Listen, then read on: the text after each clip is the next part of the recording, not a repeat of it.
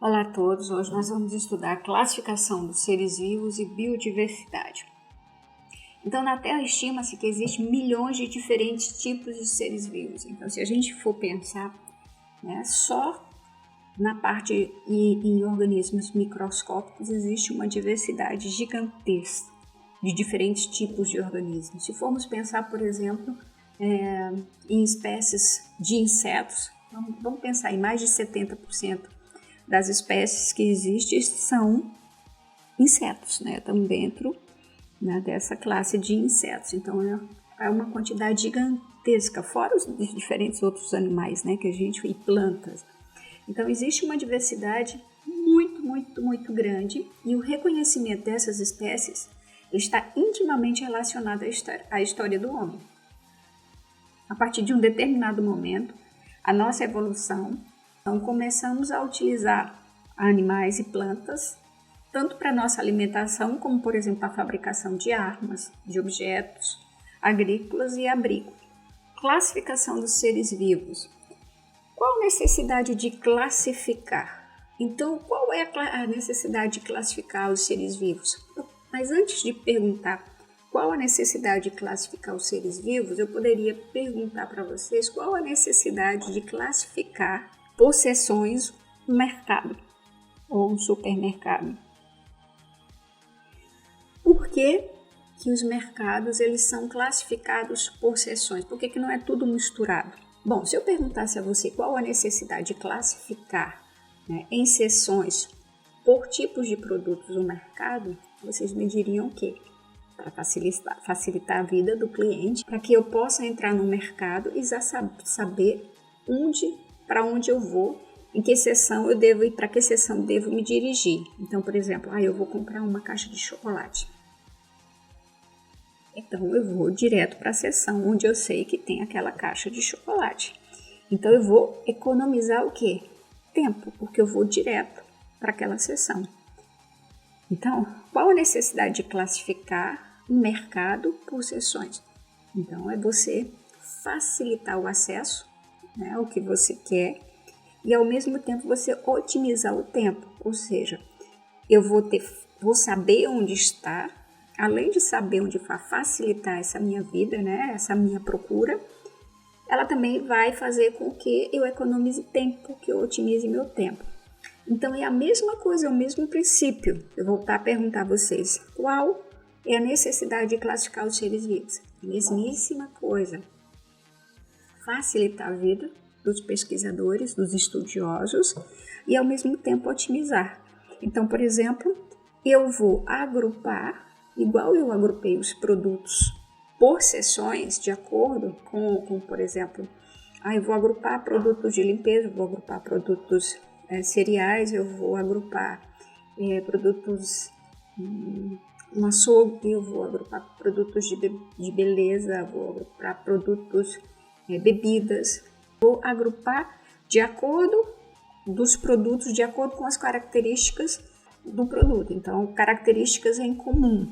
Então, eu vou agrupar bebidas. Então, características em comum, eu vou ter diferentes tipos de bebidas, diferentes tipos de refrigerante, diferentes tipos de sucos. Eu vou agrupar produtos de limpeza. Então, lá eu vou ter diferentes marcas com diferentes variações, mas você vai ter basicamente produtos de limpeza.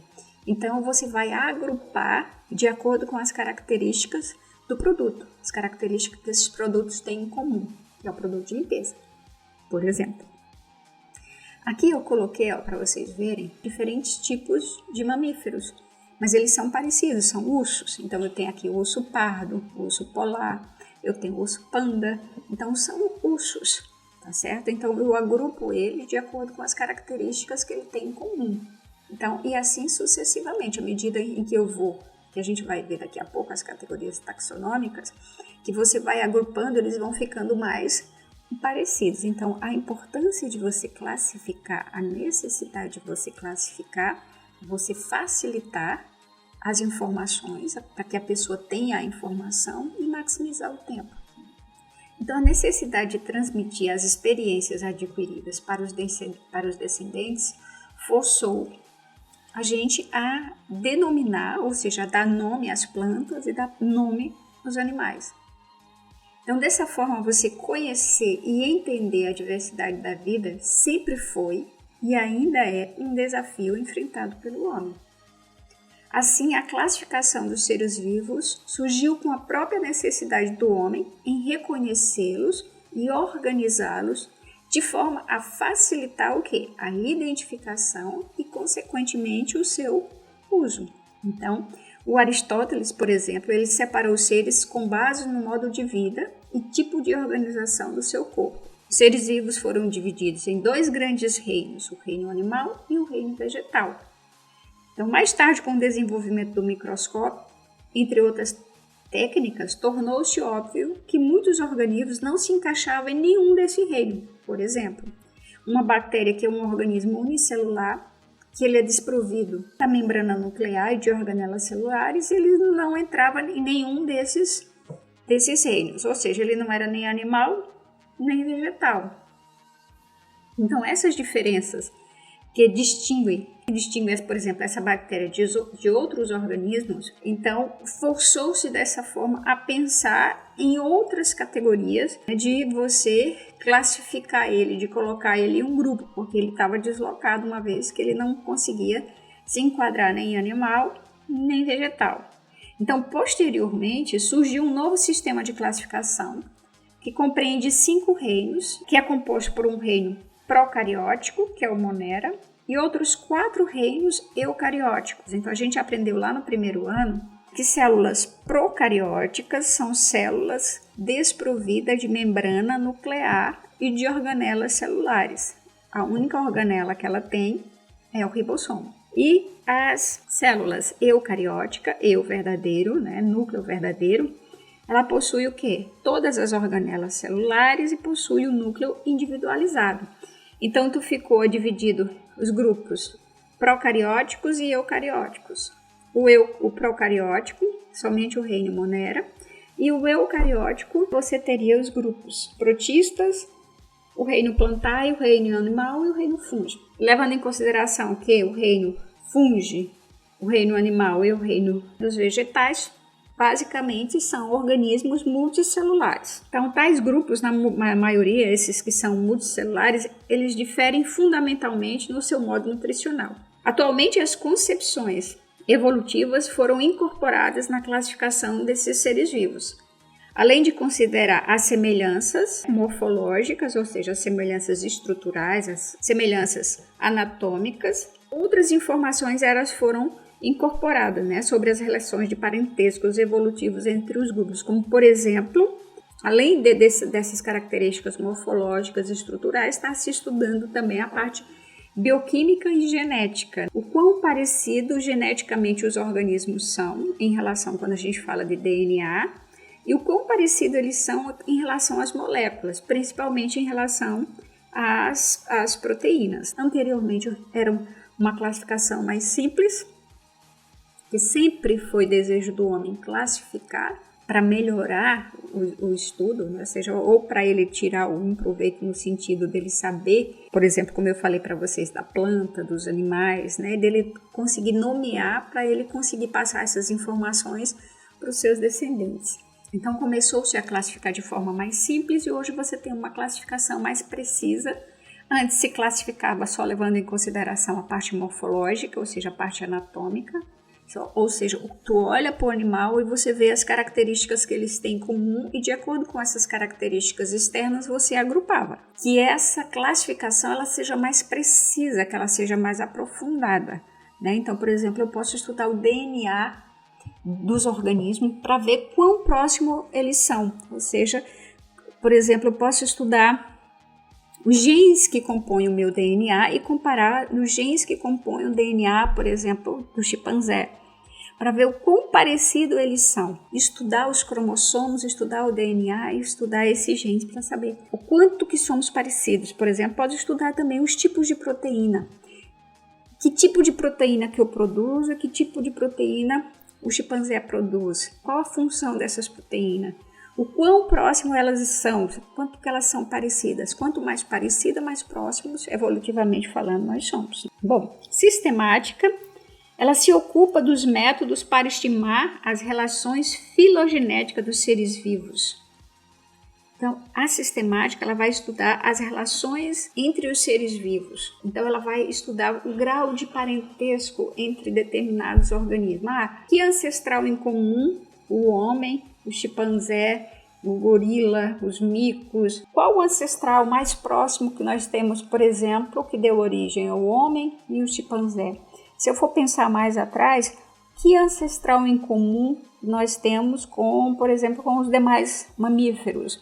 Então, a sistemática, ela estima essas relações entre esses seres vivos, avaliando, estudando essa ancestralidade, ou seja, a partir de que ancestral, a partir de que ponto divergiu, a partir de que ponto formou novos organismos, ocorreu o processo de especiação, a partir de que ponto ocorreu só o processo de diferenciação de alguns tipos de animais ou de plantas, enfim. Então, o objetivo da sistemática é descrição da diversidade, estudo da diversidade dos seres vivos. Então, ela vai descrever essa diversidade e ela busca descrever com detalhe as espécies quanto à sua morfologia externa, mas também deve-se incluir características herdadas, como, por exemplo, anatomia interna, fisiologia, bioquímica. A parte, quando a gente fala antigamente, quando você não tinha acesso a essas informações de DNA, a parte bioquímica, estudava-se basicamente as características morfológicas, das características externas, que era o que a gente tinha acesso. Mas agora a gente estuda, descreve não só apenas as características externas, mas a parte de fisiologia, de funcionamento dos organismos. Estudamos também a parte bioquímica, que a gente é a parte que estuda o DNA. Então, a sistemática também, ela cuida para a coordenação da diversidade, buscando o quê? Padrões dentro da biodiversidade para poder agrupar as espécies, ou seja, as espécies não podem ser agrupadas aleatoriamente. Então, eu vou estudar a biodiversidade, eu vou estudar a diversidade dos seres vivos, levando em consideração características externas do corpo, por exemplo, pelo, cor de pelo, tamanho do pelo, estrutura anatômica, o que eu consigo ver, mas também eu vou estudar a parte fisiológica, que eu não consigo ver, como que funciona, então tem que ser feito um estudo mais minucioso, e o que há mais de moderno é se fazer o estudo bioquímico para saber a constituição química dos organismos, ou seja, o quão próximo estão o seu DNA, o quão próximo estão as suas biomoléculas, principalmente quando a gente fala de proteínas. Então você consegue traçar um perfil, vamos falar assim, uma árvore filogenética levando em consideração todas essas características, né? Então você consegue compreender o processo evolutivo estudando todas essas características, e eu consigo, estudando a parte externa, a parte interna e a parte bioquímica, ordenar e buscar alguma coisa que existe em comum entre essas espécies para que eu possa agrupá-lo. Então, antigamente você só olhava a parte externa, mas agora você consegue ter um leque maior de opção para que você consiga classificar de forma mais eficiente, principalmente com base bioquímica. A sistemática também, ela estuda a origem da diversidade, ou seja, ela estuda os processos que originou a diversidade.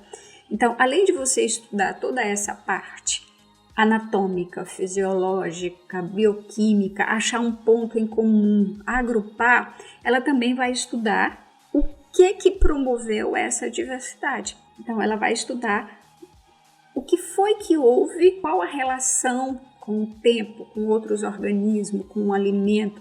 Ela vai estudar essas relações entre os seres vivos para tentar propor o que foi que aconteceu para que ocorresse essa diversidade. A taxonomia está dentro da sistemática e ela vai estudar estudo da classificação dos seus princípios e dos seus métodos. Então, a taxonomia ela vai se ater a questões de classificação e qual método e quais os princípios daquele método para você classificar. Então, aí esse charmoso senhorzinho de cachinhos, ele é o Linneu, Então, ele foi ele que propôs o sistema de classificação mais elaborado com base científica. Ele estabeleceu as espécies como a base da classificação, criou 5 grupos taxonômicos: reino, classe, ordem, gênero e espécie. Propôs o uso de palavras latinas. Por que ele propôs esse uso de palavras latinas? Daqui a pouco a gente vai entender um pouco mais.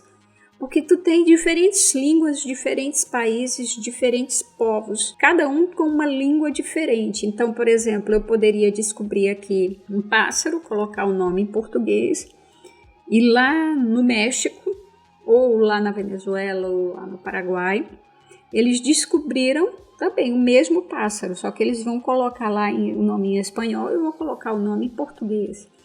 Então, quando a gente alguém quisesse estudar essa nova espécie, ela iria estudar essas duas como sendo coisas diferentes, quando na verdade é o mesmo indivíduo. Então, quando ele propôs o uso em palavras latinas, em latim, ele propôs justamente para não haver esse problema, justamente para você, como o latim é uma língua morta, ou seja, que nenhum local utiliza mais ela, então você não teria esse problema de você ter conflito em relação ao idioma. Tu tem uma espécie, essa espécie, o nome dela deve ser colocado em latim, independente de que idioma o país fale, o local ou a população fale. Ele estabeleceu também a nomenclatura binomial para a espécie, como a gente vai estudar já agora adiante. Então, ele criou as categorias taxonômicas. Então, ele criou aqui, tu tem os domínios. Antes tu tinha até aqui, que era reino, filo, classe, ordem, família, gênero e espécie. Só que agora a gente tem os domínios. Igual eu falei anteriormente, tu tem o domínio procariótico e tu tem o domínio eucariótico. Eu tenho o domínio procária e o domínio eucária. Dentro do domínio procária vai estar todos os indivíduos que são procariontes, ou seja, todos os indivíduos que têm células procarióticas. O que é isso, células procarióticas? Repetindo de novo, que igual a gente viu lá no primeiro ano. As células procarióticas são células que não têm organelas celulares, exceto o ribossomo, e que não têm a carioteca. Então, quais são os organismos que se enquadram nesse domínio? As bactérias, eubactérias, as cianobactérias e as árqueas. E a gente tem o outro domínio, que é o domínio eucária, ou seja, todos os demais organismos que são formados por células que têm carioteca e que têm organelas celulares, eles são classificados dentro desse domínio eucária. Então, a espécie é um agrupamento de indivíduos com profundas semelhanças morfológicas, fisiológicas entre si, igual a gente falou lá, a espécie aqui é a base. É um agrupamento de indivíduos com profundas semelhanças morfológicas, fisiológicas e bioquímicas entre si, mostrando grande similaridade bioquímica, com capacidade de se cruzar naturalmente, originando descendentes férteis. Então, uma coisa bem interessante que eu quero que vocês, eu vou até colocar aqui a canetinha para vocês entenderem.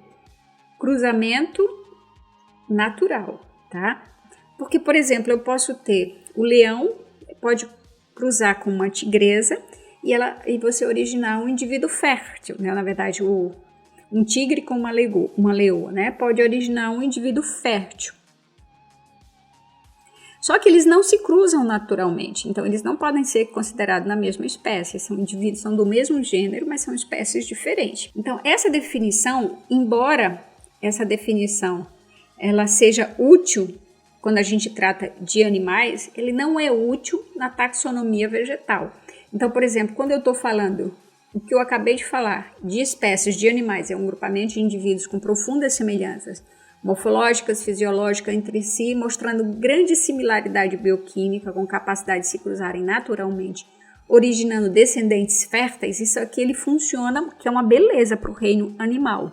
Mas, por exemplo, ele não funciona, ele não é útil para o reino vegetal, nem para alguns micro-organismos. Por exemplo, bactéria, ela não entraria aí bonitinho também, justamente porque a bactéria, a grande parte se reproduzem assexuadamente. Isso aqui seria mais uma definição, um conceito, quando a gente está tratando de animal.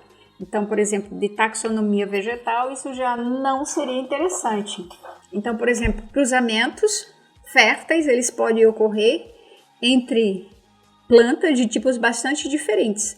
Também não se aplicaria essa distinção a organismos que não se reproduzem sexuadamente, como é o caso da bactéria que eu já falei para vocês. Então, à luz da teoria evolutiva, observa-se que uma espécie se modifica constantemente no espaço e no tempo, em vez de ser uma forma imutável, ideal, como foi concebida por Linneu.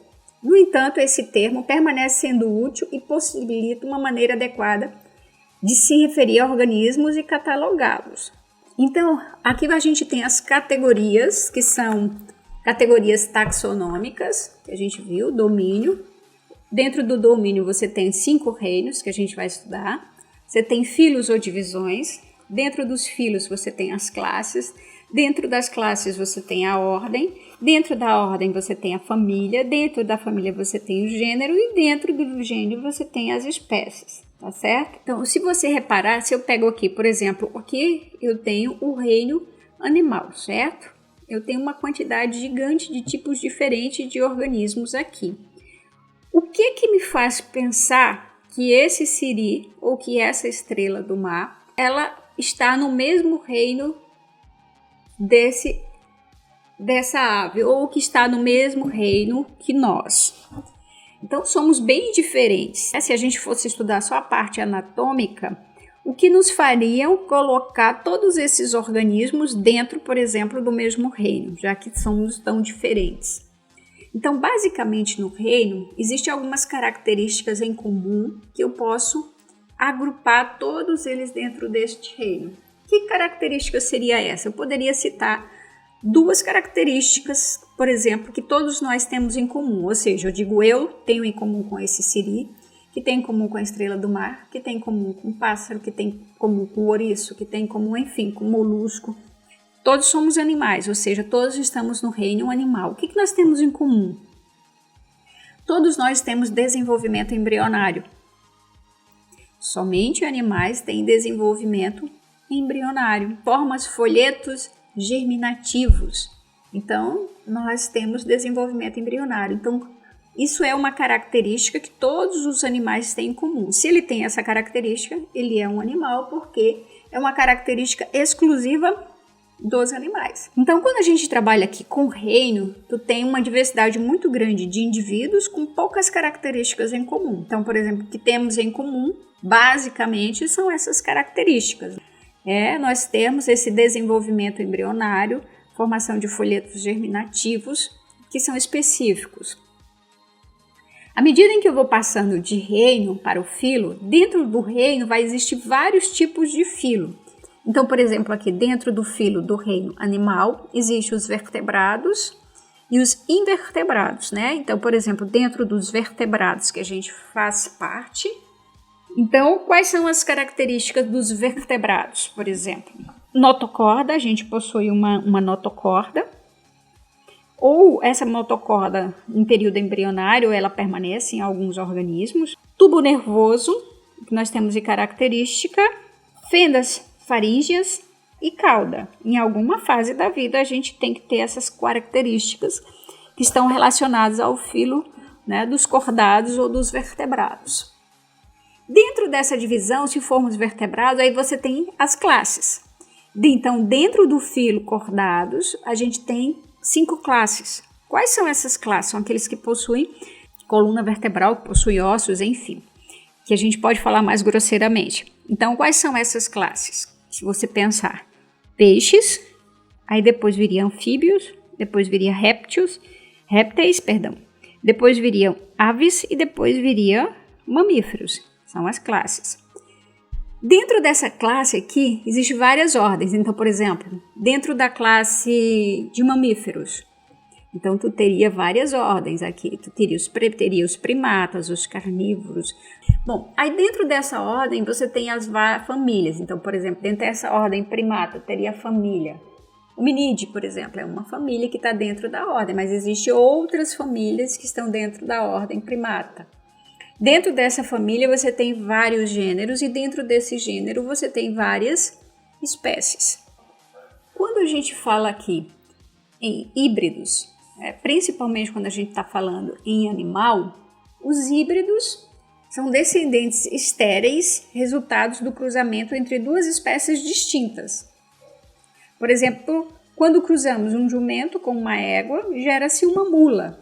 Então, se a gente for pensar, tanto o jumento como a égua, elas são do mesmo gênero. Normalmente, quando há a formação de um híbrido, ela ocorre quando ocorre o cruzamento entre indivíduos parecidos. Então, por exemplo, eu tenho o jumento, que é um Equus asinus, e eu tenho a espécie do cavalo, que é o Equus calabus, né, que vai gerar uma mula, que não é uma espécie que não tem nome científico, porque é um híbrido. Então, o híbrido é quando ocorre o cruzamento entre indivíduos de espécies diferentes, que normalmente você tem descendentes estéreis. Por que eu falo normalmente? Porque tu tem algumas espécies que são híbridas e não são estéreis, que a gente vai ver agora.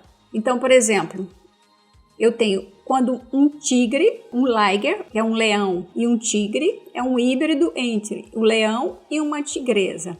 Normalmente, esse aqui, esse A, é um liger. Ele normalmente é estéreo. Quando eu tenho o tigon, que é um leão mais tigre, é um híbrido entre o tigre com a leoa. Normalmente são férteis, as fêmeas, né? Eu vou passar depois um videozinho pequeno para vocês entenderem melhor esses híbridos. O cruzamento entre um tigre fêmea, ou seja, uma tigresa, e um leão macho resulta num filhote chamado ligre.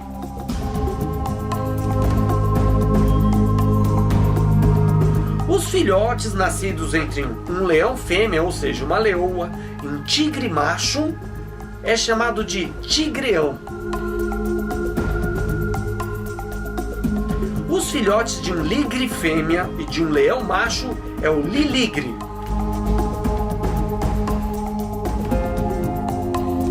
Os filhotes de um ligre fêmea e um tigre macho é o tiligre. Aliás, o maior felino que se tem notícia é um ligre. Seu nome é Hércules. Ele tem 3,30 metros de comprimento e 418,2 quilos de peso. Esse animal vive em um santuário para tigres na Carolina do Sul, nos Estados Unidos. Esse animal só nasce em cativeiro, quando os homens, as pessoas, cruzam essas duas espécies diferentes. Um ligre geralmente é um animal híbrido, ele não pode ter filhotes, mas há exceções.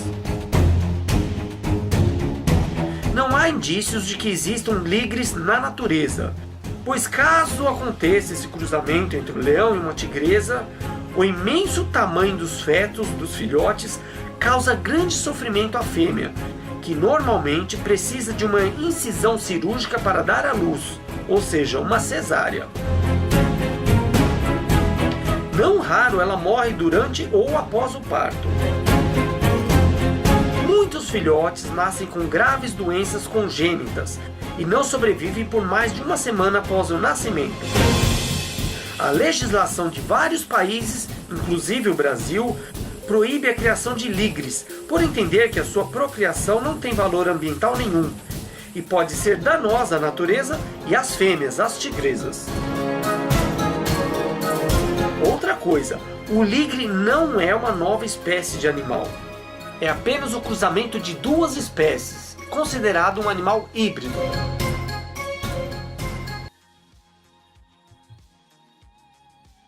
Bom, taxonomia, como eu falei lá no início para você, estaria relacionado como classificar, a questão da classificação e dos métodos, né? Então aqui, por exemplo, eu tenho um reino animal. Então aqui, eu tenho minhoca, aqui eu tenho aranha, tatu de jardim, uma lagosta. Então eu tenho uma diversidade aqui dentro do reino animal. Então eles são invertebrados dentro dos subfilos invertebrados. Aí que eu tenho o filo artrópode. Então aqui nos artrópodes, eu já excluí quem? A minhoca, que ela não faz parte do filo Arthropodes, e sim do filo Annelídeo. Aí dentro desse filo existem várias classes. Aí eu coloquei quais são as classes dentro do artrópodo. Então tem, por exemplo, aracnídeos, diplópodos, quilópodos. Então aqui eu coloquei só crustáceo. Então eu vou ter só os crustáceos. Eu excluí quem? A tarântula, que é uma aranha, que é um aracnídeo. Eu coloquei a ordem Decápodas, né? Se você reparar, eu já tirei quem aqui? O tatu. Depois eu fui para a família Ossipodídeos. Então, Ossipodídeo, eu tirei quem aqui? A lagosta. Eu vou para o gênero Uca. Tá vendo aqui? Eu já tirei esse sirizinho aqui e cheguei na espécie. Se você reparar, quando eu falo em reino, eu tenho uma quantidade de indivíduos muito grande com poucas características em comum. À medida em que eu vou passando das categorias taxonômicas, os indivíduos vai diminuindo a quantidade de indivíduos e tu vai tendo mais características em comum. No reino, mais indivíduos, aí passa o filo, ocorre uma diminuição do número de indivíduos, mas em compensação ao aumento das características em comum. Diminuiu o número de indivíduo, aumentou as características em comum. Então, eles vão ficando mais parecidos à medida em que eu vou afunilando, né? É parecido com um funil. Então, à medida em que eu vou afunilando, eu passo da ordem para a família, diminuindo o número de indivíduos, e eles vão ficando muito parecidos. Até que eu chego aqui no gênero, que eles são muito parecidos. Então, é muito difícil quando você chega aqui na categoria do gênero para você conseguir diferenciar, porque eles são muito parecidos, têm muitas características em comum. O que vai diferenciar uma espécie ou outra são alguns detalhes e que quem tem que fazer esse processo de classificação é alguém que tem muita experiência para você conseguir diferenciar esses detalhes. Então aqui eu tenho a ordem carnívora, depois da ordem eu tenho a família, depois da família eu tenho o gênero e a espécie. Então eu tenho a ordem carnívora, eu tenho a família Felidae. Dentro da família Felidae eu tenho vários gêneros. Um dos gêneros é Panthera. Dentro desse gênero eu posso ter várias espécies. Então eu tenho, por exemplo, Panthera leo, que é um leão pardo. Aqui eu já tenho, dessa aqui de carnívora, essa ordem, eu vou ter essa ramificação aqui, Canidae e Mustelidae. Dessa Mustelidae, dessa família aqui, eu posso ter, dois gêneros, Mephitis e Lutra. Desse gênero Mephitis, eu tenho aqui Mephitis, que é o toirão. E dessa outra aqui, da família aqui, eu tenho um outro gênero que é a Lutra, que tem essa espécie Lutra. Aqui da família Canidae, eu tenho o gênero Canis, que eu posso ter o Canis lupo, e aqui eu tenho o Canis lupus familiaris. Aqui novamente, reino, filo, classe, ordem, família, gênero e espécie. Canis familiares, Felis gatus, Troglodytes e Homo sapiens. Então, por exemplo, no reino, todos esses são do reino animal. O homem, o chimpanzé, o gato e o cão. Todos nós temos as características em comum, que seria de ter aquele desenvolvimento embrionário, formação dos folhetos germinativos. Todos somos cordados porque tivemos em alguma fase embrionária, ou notocorda, tubo neural. Então, são algumas características que todos nós tivemos, pelo menos em uma fase da vida, que seja embrionária ou não. Classe, todos somos mamíferos, ou seja, todos nós possuímos glândulas mamárias, todos nós todo tem pelos, pelo menos em uma etapa da vida, entre outras características. A partir aqui da ordem que inicia a diferença em relação à ordem, né? Então, por exemplo, o cachorro e o gato, eles são da mesma ordem, são carnívoros, e nós e os chimpanzés somos da mesma ordem, que somos primatas. Dentro dessa ordem, só para vocês verem, existem as famílias. O carnívoro ele pode ser Canidae, aqui no caso do cão é Canidae, a família é Canidae, e do gato Felidae. E dentro daqui você tem o gênero, aqui é Canis, aqui Canis familiares. Aqui o Felis, Eu tenho Felidae, que é a família, Felis, Felis gatos. O Hominide, então nós e o chimpanzé, nós estamos na mesma família, que é o Hominide. O Pan Troglodytes, que é aqui o chimpanzé, e nós, o Homo sapiens. Agora a gente vai estudar um pouco sobre a nomenclatura, Código Internacional de Nomenclatura. Então, o que é nomenclatura? É um conjunto de regras mandatárias e recomendações que regulamentam a formação de nomes científicos de organismos. Por que a gente precisa de nomenclatura? Para assegurar que o nome de cada táxon seja único e distinto, ou seja, para que não ocorra aquela complicação e aquela mistura que poderia ocorrer se não tivesse essas normas de nomenclatura, e de você encontrar um mesmo organismo e colocar nomes diferentes de acordo com a nacionalidade. Então, essa nomenclatura ela impede que isso aconteça. Cada organismo é designado por 2 nomes. Então, o nome científico ele tem 2 nomes, é binomial, ou seja, um nome refere-se ao gênero e o segundo nome à espécie. Então, por exemplo, eu tenho 3 espécies, que é Panthera leo, Panthera onca, não tem essa onça aqui não, tá, gente? É onca. Panthera onca e Panthera pardus. Todos esses 3, eles estão no mesmo gênero, que é o gênero Panthera, tá certo? Então, eu tenho o mesmo gênero Panthera, e aí eu tenho 3 espécies desse mesmo gênero. Então, o nome científico, ele é binomial, ele sempre é formado por 2 nomes, um nome refere-se ao gênero e o outro à espécie. O nome é sempre latinizado e sublinhado ou subscrito em itálico. Então, o nome sempre é latinizado, ou seja, aquilo já proposto lá por Linneu. Então, o nome científico deve ser em latim, porque é uma língua, né, morta. Então, dessa forma, não evitaria, por exemplo, que a mesma espécie tivesse nomes distintos em diferentes regiões. Então, criou-se essa norma que todo nome científico ele deve ser latinizado. O nome aqui do gênero, ele deve sempre vir a primeira palavra, né, do gênero em letra maiúscula. Então, por exemplo, aqui sempre deve vir a primeira letra maiúscula, a segunda letra minúscula, né? Raros casos quando você trata-se de uma homenagem ao nome de uma pessoa ou de uma cidade, um nome próprio, né? Então, os 2 podem vir em maiúsculo. Fora essa exceção, segue-se a regra.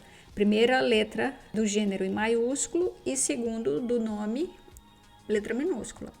Lembrando que você, ou por exemplo, se você for escrever, for manuscrito, você deve sublinhar. Se for digitado, você pode colocar ou em itálico ou em negrito, ou seja, desde que você destaque no texto. Lei da prioridade. O que é essa lei da prioridade?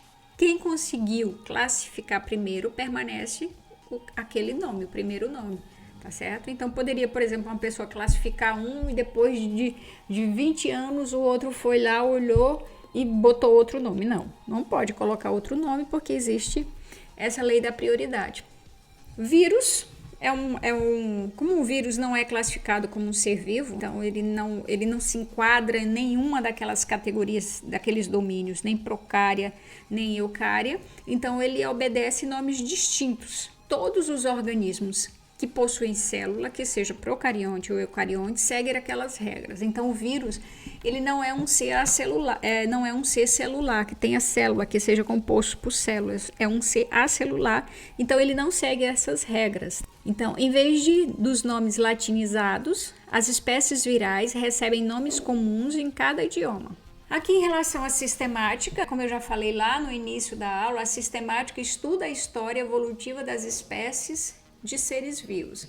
Então, ele vai estudar, levando em consideração a parte morfológica, anatômica, fisiológica e bioquímica, ele vai estudar e vai encontrar um elo entre esses grupos e vai conseguir explicar, ou vai tentar pelo menos explicar, o que promoveu essa diversidade, vai criar um elo entre essas espécies e o momento em que ocorreu esse processo de diversidade. E pode ser ou por anagênese, né? A anagênese, uma espécie vai sofrendo modificações por força de contínuas alterações ambientais até originar uma espécie diferente. Olha aqui, isso é a anagênese. A cladogênese é o processo que a gente chama de especiação. As espécies formam-se a partir de grupos que se isolam da população original e se adaptam em diferentes regiões. Depois, ao longo do tempo de isolamento, podem construir novas espécies, tá certo? Então, esse é o processo cladogênese, ocorre pelo processo de especiação, tem que ocorrer uma barreira física normalmente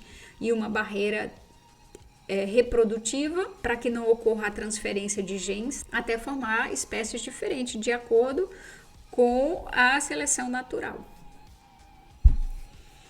Bom, em relação aos reinos que a gente já viu, a gente viu que existe os domínios, que são domínio eucária e domínio procária, e dentro dos domínios você tem os diferentes reinos que a gente vai estudar sobre os domínios. Então, o sistema de classificação proposto por Cal em 1977, ele é constituído por 3 domínios, bactérias, árqueas e eucária. Esses 3 domínios são um nível taxonômico superior ao nível do reino. Então, por exemplo, eu tinha os domínios aqui, procária, e o domínio eucária. Esse Cal aqui, ele propôs um terceiro domínio, que seria o domínio bactéria e o domínio árquea. Por que ele propôs esse terceiro domínio? Antes, tanto bactérias como árqueas, eles eram classificados como domínio procária. Por que eles foram tirados e colocados em domínios diferentes, né? Esse domínio proposto por Cal. Porque as bactérias e as árqueas, elas são parte daquele princípio que as bactérias e as árqueas, elas são formadas por células procarióticas, ou seja, são células que não têm a membrana nuclear, ou seja, não possuem a carioteca nem organelas celulares. Então, a única coisa que eles tinham em comum era isso. Então, eles são muito diferentes. Então, como eles são muito diferentes, resolveram separar. Esse Cal resolveu propor a formação desses 3 domínios, domínio árquea, domínio bactéria e domínio eucária. Dentro desse domínio eucária aqui, como vocês devem observar, eu tenho aqui, protistas, eu tenho plantas, eu tenho animais e eu tenho fungos. Eu tenho os organismos que são eucarióticos. A gente vai falar um pouco de cada um agora. Então, reino Monera. Esse reino Monera são constituídos pelas eubactérias e pelas cianobactérias. Eubactérias são as bactérias verdadeiras. Esse reino Monera, basicamente, ele não existe mais, mas mantém-se estudando ele justamente porque fica mais fácil. A nível de ensino médio, a gente continua estudando o reino Monera, então as eubactérias. Todos os indivíduos que são classificados dentro do reino Monera são seres procarióticos e unicelulares, ou seja, são seres que não possuem a carioteca. Isso é importante que vocês saibam para relembrar o que a gente viu lá no primeiro ano, tá? Então, seres procarióticos são seres que não têm carioteca e organelas celulares, exceto ribossomos. Todos os procarióticos, eles são unicelulares, são formados por uma única célula. Exemplo dos procarióticos, cianobactérias e bactérias. Eles podem ser heterótrofos, ou seja, não fotossintetizam nem quimiosintetizam, ou seja, eles não conseguem produzir seu próprio alimento. E eles podem ser parasitas, ou seja, vivem às custas de outro organismo, prejudicando, ou podem ser saprófitos, ou seja, são decompositores.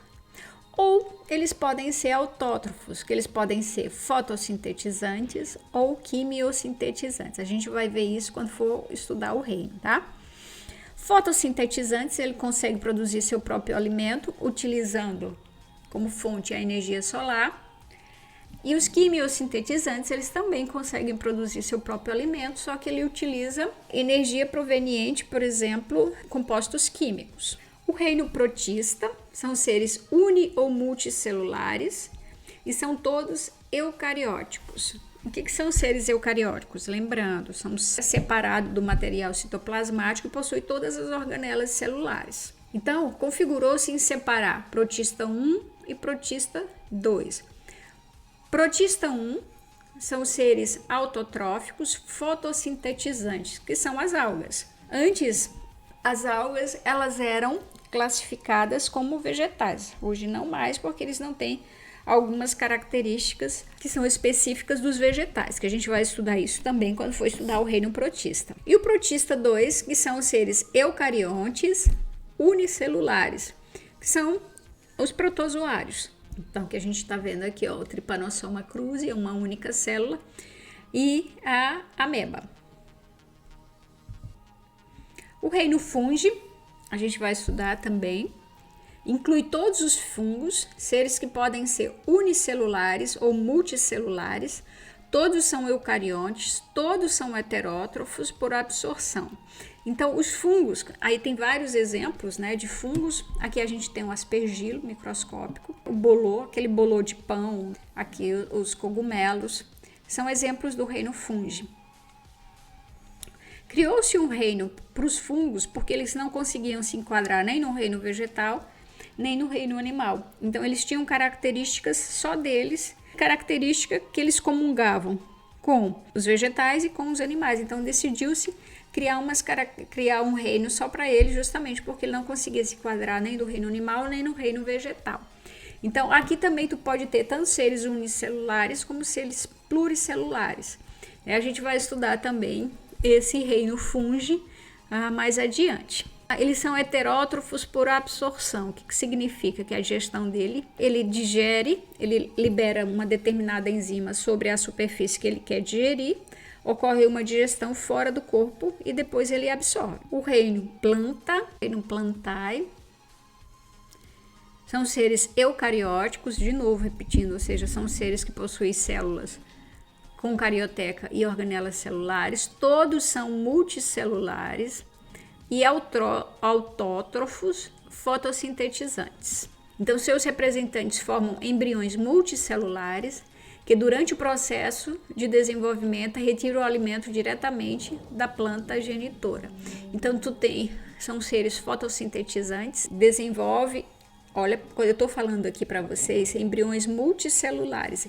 Eles não têm desenvolvimento embrionário, igual a gente viu lá dentro do reino animal, que característico, desenvolvimento embrionário, mórula, blástula, gástrula, neurula, tá? São aquelas fases embrionárias que só existem em animais.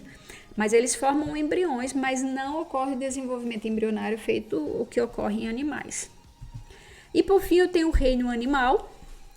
Inclui todos os animais, são seres multicelulares, eucarióticos, heterótrofos. Uma das características mais típicas dos animais é um estágio embrionário chamado de blástula, uma esfera oca de célula embrionária que se forma logo no primeiro estágio de desenvolvimento embrionário, tá certo? Então, todos esses aqui apresentam esse estágio embrionário, desde o urso até uma borboleta, até uma muriçoca, enfim. Todos os organismos que são classificados como animal, ele apresenta esse desenvolvimento embrionário. Apresenta diferentes fases embrionárias.